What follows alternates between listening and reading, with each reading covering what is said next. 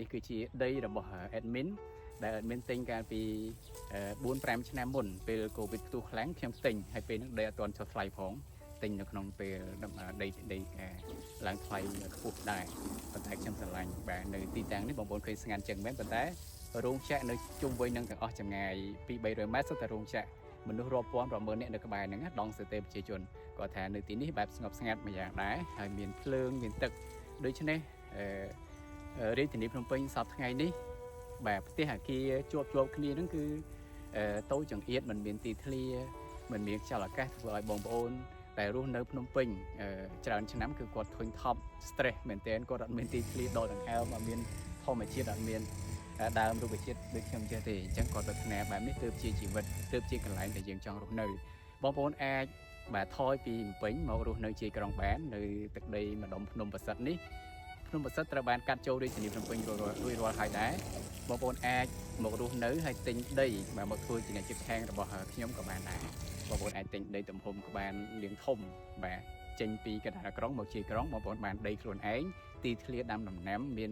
ដើមឈើមានអីចេះបងប្អូនគិតថាជីវិតគឺវាល្អជាងនៅទីក្រុងដែលពោពេញទៅដោយ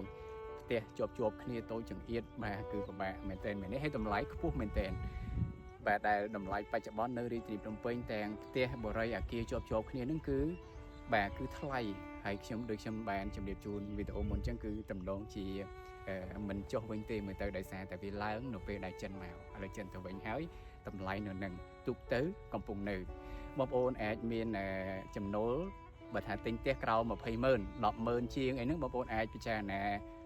មកទិញដីធ្វើផ្ទះខ្លួនឯងខ្ញុំគិតថាបានផ្ទះធំហើយមានទីធ្លាខ្លួនឯងទៀតផ្លូវយើងអាចចូលពេញវិញធ្វើការវាល្ងាចបានទេតំបន់ខ្ញុំនេះ